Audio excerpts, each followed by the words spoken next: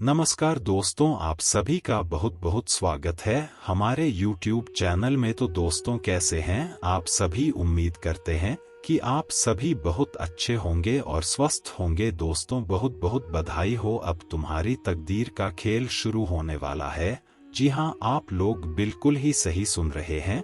आपको हम आपकी जानकारी के लिए बता दें कि दोस्तों, अब उल्टी गिनती शुरू कर दो, क्योंकि शिवरात्रि के दिन तुम्हारे जीवन काल में एक बड़ा अद्भुत चमत्कार होगा। एक ऐसी घटना जो कि पहले आपके साथ बिल्कुल भी नहीं हुआ होगा, और यह कोई साधारण सा घटना नहीं होगा, बल्कि दोस्तों तुम्हारे जीवन को बदलने वाला रहेगा, जीवन के सारे दुख तकलीफ मिटाने वाला रहेगा। लेकिन एक बात का ध्यान दे, चाहे प्राण ही क्यों ना चली जाए, पर इस वीडियो को जरूर ही देख लेना, क्योंकि दोस्तों आपको हम बता दें कि चाहे कुछ भी हो जाए, पर शिवरात्रि से पहले और शिवरात्रि के दिन तुम यह 5 गलती भूल कर भी मत करना। जी हाँ मेरे प्यारे दोस्तों, आप बिल्कुल ही सही सुन रहे हैं।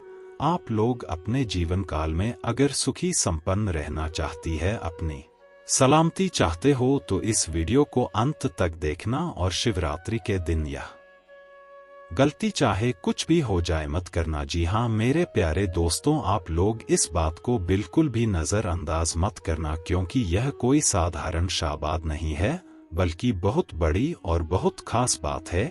इस चीज को लेकर आज से पहले आप लोग बहुत अधिक तड़पे हैं, तरसे हैं, और इतना अधिक मेहनत करने के बाद, पुण्य प्राप्त करने के बाद, इतना अधिक तरसते के बाद, तड़पने के बाद जब तुम्हें यह मौका मिल रहा है, तो दोस्तों तुम कोई जोक मत करना। इस वीडियो को आज जरूर देखना, बिल्कुल ही अकेले में देखना और अंत तक देखना। जी हाँ दोस्तों, सबसे बड़ी गलती आपको यही नहीं करना है कि इस वीडियो को बिल्कुल भी स्किप मत कीजिएगा, बीच में ही छोड़कर जाने का भूल मत कीजिएगा, क्योंकि अगर इस वीडियो को आप नहीं देखेंगे तो फिर आप लोग यह बात नहीं समझ पाएंगे कि आखिर आपके साथ क्या होने वाला है, और आखिर शिवरात्रि के दिन या फिर शिवरात्रि से पहले आपको कौन सा 5 गलती नहीं करना है, और उन गलती का क्या आपकी जीवन काल में नकारात्मक प्रभाव पड़ेगा, यह चीज भी आपको बता देंगे। जी हाँ दोस्तों, तो दोस्तों अगर आप इस वीडियो को देखेंगे ही नहीं, बीच में ही छोड़कर चले जाएंगे, तो आप पूरी बात समझ नहीं पाएंगे। और एक बात तो आप भी जानते होंगे कि हमेशा ही आधा अधूरा ज्ञान जहर के बराबर होता है। आधा अधूरा ज्ञान किसी भी तरफ से लाभ नहीं देता है, बल्कि आधा अधूरा ज्ञान आपके जीवन को बर्बाद भी कर सकता है। इसलिए आपसे हाथ जोड़कर निवेदन है कि चाहे कुछ भी हो जाए, पर दोस्तों इस वीडियो को मिस मत करना। अगर अभी थोड़ा सा समय निकालकर आप इस वीडियो को देख लेंगे, तो आपका आने वाला जीवन सुधर जाएगा, आने वाला समय आपका सुखी संपन्न हो जाएगा।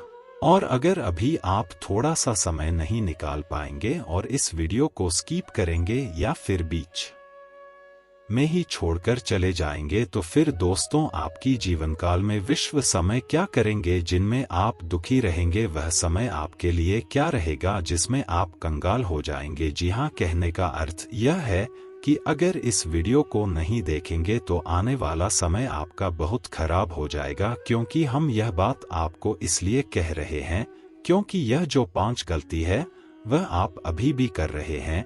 जी हाँ, अभी भी सावधान हो जाओ, यह आखिरी चेतावनी है, आखिरी चेतावनी समझकर इस वीडियो को देख लो। तो चलिए अब बिना देर किए इस वीडियो में आगे बढ़ते हैं।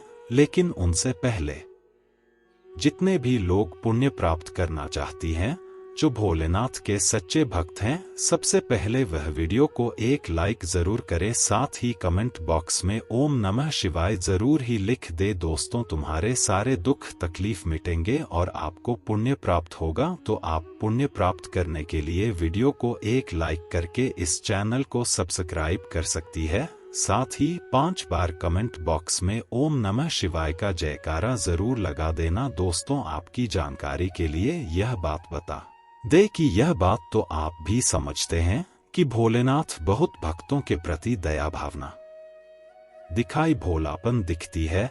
लेकिन दोस्तों आपको क्या यह बात पता है कि भोलेनाथ उनके ऊपर बहुत क्रोधित होती है।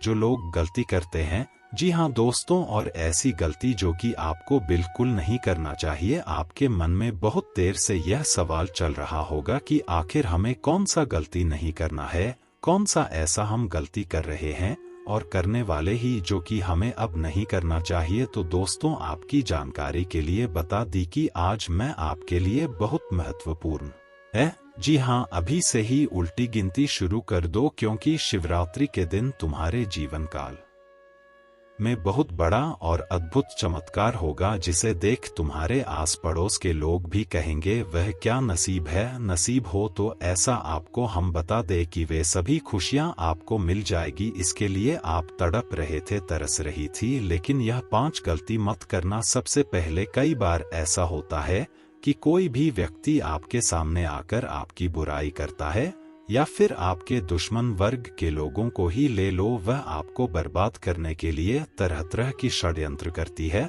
लेकिन क्या आप यह बात कभी सोचें कि आपके जीवन काल में उनके द्वारा किए गए प्रभाव क्यों पड़ती है? अर्थात वह आपको अगर बर्बाद करना चाहिए, आपको तंग करना चाहिए, तो वह आपको तंग जरूर कर लेता है।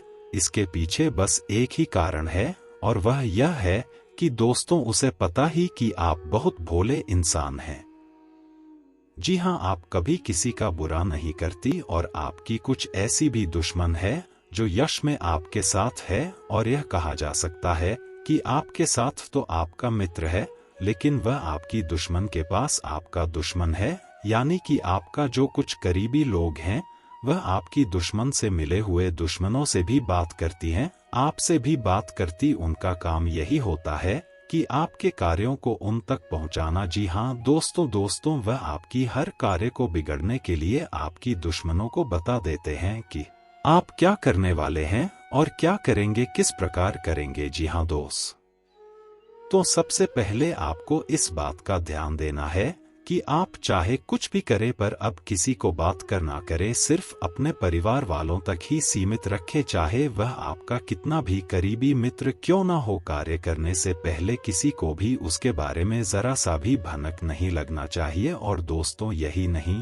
बल्कि आपको एक और बात का ध्यान रखना ही, और वह यह है कि दोस्तों, अपने पिछले समय एक गलती किया है, और वह गलती यह है कि आप सांप, बिच्छू या फिर ऐसी कोई भी प्राणी का अपने नुकसान किया है, और वह भी निर्दोष प्राणी का। उनका कोई कसर नहीं था, और आपने उसे मारा पीटा है, जिनको लेकर भोलेनाथ आपके ऊपर थोड़ी बहुत नाराज थे। लेकिन अब आपकी पुण्य कर्मों को देखकर, लोगों के प्रति आपकी दया भावना को देखकर, आपके प्रति भिखारी में दान पुण्य देखकर, या फिर कहीं पुण्य प्राप्त करने की जहां बात होता था, वहां आप सबसे आगे रहती थी। इन प्रकार की आपकी वाटप को देखकर, भक्ति को देखकर भोलेनाथ आपके ऊपर प्रसन्न नहीं। तो आपको दोबारा यह गलत ही नहीं करना है। अगर सांप बिच्छू है, कोई मार रहा है, तो उसे मरने नहीं देना है, उसे रोकना है और समझता है। और एक और बात का आप ध्यान रखें कि अगर आपके घर में सांप बिच्छू घुस आता ही, तो उसे मारिए का मत। हम जानते हैं कि आपको डर लगता है, लेकिन अगर डर लगता है तो आप भोलेनाथ से माफी मांगती हुई उसे, सांप को किसी भी तरह करके अपने घर से बाहर करते। लेकिन हमारी पता का मत। जी हाँ, ऐसी गलती बहुत भारी पड़ सकता है, और आपके भाग्य कोई अष्टमी खराब भी कर सकता है, आपके सारे पुण्य कर्म को शक भी सकता है। तो इस बात का ज्यादातर ध्यान रखी तो बेहतर रहेगा। साथ ही दोस्तों, आपको हम बता दें यार, सुबह आपके जीवन काल में तरह तरह की घटनाएं होंगे, जैसे कि आपके सामने पल के रूप में कोई व्यक्ति आएगा, आपसे कुछ मांगेगा, कोई भिखारी आपके सामने हाथ फैलाएगा, कोई पागल आपकी बेइज्जती करेगा, या फिर कुछ ऐसी हरकत करेगा जिसे कि आपको गुस्सा आ सकता है।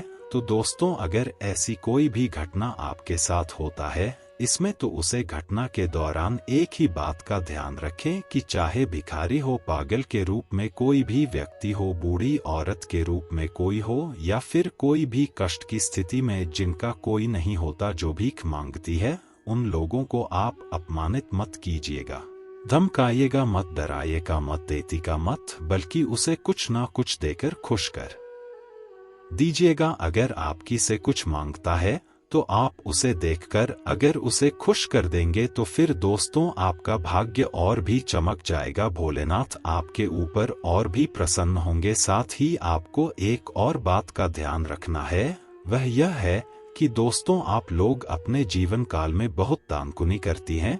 हम यह बात समझ सकते हैं, दान पुण्य करने में आपसे आगे कोई नहीं है, यह भी जानते हैं। परंतु एक बात सबसे ज्यादा सता रहा है, वह यह है कि दोस्तों जब आप दान पुण्य करती तो एक ही बात का आपको ज्यादातर ध्यान रखना है कि कोई ऐसा वस्तु आप दान मत कीजिएगा जिसे दान करने से आपका भाग्य खराब हो जाता हूँ। हमारे कहने का अर्थ यह है कि दोस्तों आप वह बहुत भोले इंसान हैं, आप दान पूरी करते हैं, बहुत अच्छी बात है, इसे आपकी भाग्य का आपके साथ मिलता है। लेकिन कुछ ऐसे भी वस्तुएं होती हैं जो कि किसी को नहीं देना चाहिए, चाहे कुछ भी हो जाए, पर अपने घर से निकाल कर किसी को भी नहीं देना चाहिए। अगर उसे आप दे देते हैं अपने घर से निकाल के तो आपका भाग्य खराब हो जाता है। जी हाँ, आपके जीवन काल में ही दुख आ जाता है। दूसरों के दुख को मिटाने के चक्कर में आप अपने दुख को बढ़ा लीजिए तो आपको चिंता नहीं करना है। आज और अभी आपको बता रहे हैं कि कौन सा वह चीज है जो कि किसी को दान नहीं करना चाहिए, तो यह दिक्कत भी आपका समाप्त हो ही जाएगा। तो देखिए, ध्यान से सुनिएगा। आप अपने घर में रसोई में नमक तो जरूर ही रखते होंगे। अब कई बार ऐसा भी होता है कि आपके आस पड़ोस के लोग आपसे नमक मांगने आ जाती है, आपसे नमक मांगते हैं, और यही नहीं बल्कि आप उसे दे भी देते हैं। आपसे मांगता है तो दे भी देती है। आपको लगता है कि यह हम बहुत अच्छी कार्य कर रहे हैं, लेकिन हमारे अनुसार ज्योतिष शास्त्र के अनुसार से देखा जाए तो यह बिल्कुल भी सही नहीं है। अपने घर का नमक किसी को मत दीजिएगा, नहीं तो फिर आपके जीवन काल में दुख बढ़ जाएगा और फिर इन चीजों को देने से आपकी जीवन काल में बहुत अधिक कष्ट भी आ जाती है।